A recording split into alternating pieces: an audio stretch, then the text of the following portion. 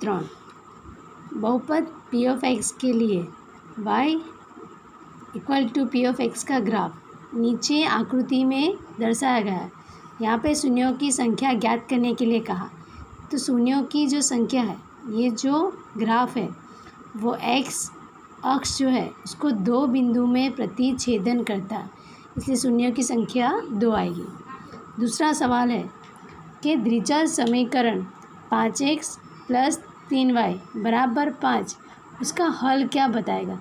तो x की जगह 1 रखेंगे और y की जगह 0 रखेंगे। x की जगह क्या रखेंगे 1, 5 एकम 5 प्लस 3, y की जगह रखेंगे 0 यानी 0।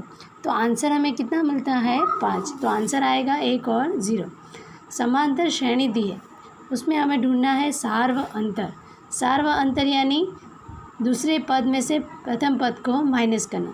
तो दूसरे पद में से प्रथम पद को हमने माइनस किया, आंसर आता है हमारा -1। चौथा सवाल है बिंदु 4 और -3, उसका x अक्ष के लंब अंतर क्या होगा। तो लंब अंतर यानी जो उसका y होता है वो उसका आंसर होता है। अगर y अक्ष पूछे तो उसका आंसर क्या होता है x वाला, अगर x अंतर पूछे तो उसका आंसर होता है y वाला। विभाग बी दिया है जिसमें x की 2 घात -3 के शून्य ज्ञात करना है। शून्य ज्ञात करना है यानी x बराबर मान लाना होता है। तो x की 2 घात -3 है, 2 पद होता है तो a की 2 घात माइनस b की 2 घात वाला सूत्र a - b और a + b, इस प्रकार से ये सूत्र होता है और इसके आधार पे हम सॉल्व कर सकते हैं। तो 3 है, 3 तो किसी का स्क्वायर नहीं है, पर √3 का स्क्वायर जो है वो 3 होता है। x की 2 घात माइनस √3 की 2 घात, तो एक बार x - √3 और x + √3।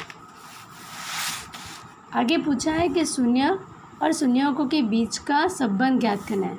तो 2 शून्यों का गुणोत्तर, उसका सूत्र गुणाकार का सूत्र होता है c/a, अचर पद और x की 2 घात का गुणक। c जो है, जो c जो सूत्र में था तो c का मान कितना है -3 और a यानी जो x की 2 घात का गुणक है वो कितना है 1 है। और यहाँ पे उसकी जांच भी करनी है। तो 2 शून्य हमें मिले, √3 और -√3 मिले, तो इन दोनों का गुणा करते हैं तो आंसर भी कितना आता है -3, यानी जांच जो की है वो दोनों का आंसर सेम आता है। योगफल का सूत्र है -a/b। a यानी x का गुणक होता है और b यानी x की 2 घात का गुणक होता है। दोनों का योगफल हमने किया, √3 + -√3 का गुणनफल किया, तो आंसर कितना आता है 0। तो और इसका x का जो गुणक होता है वो कितना है -0 बटे में क्या आता है √3।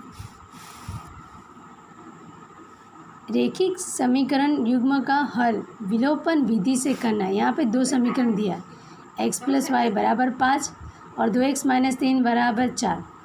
x + y = 5 समीकरण को 2 के साथ गुना करने पर 2x + 2y = 10।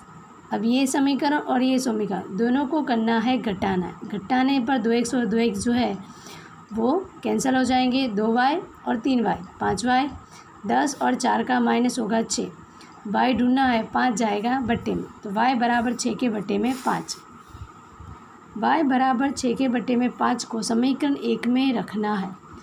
x + y = 5 है, तो y का मान है 6 के बट्टे में 5 बराबर 5। अब x ढूंढना है, 6 के बट्टे में 5 प्लस है तो बराबर की उस तरफ जाएगा तो -5 का और ये 5 का गुना करो, तो 5 और 5 का गुना होगा 25 -6, 25 और 6 का माइनस होगा 19, इसलिए जो x का वैल्यू है वो 19 के बट्टे में मिलता है 5।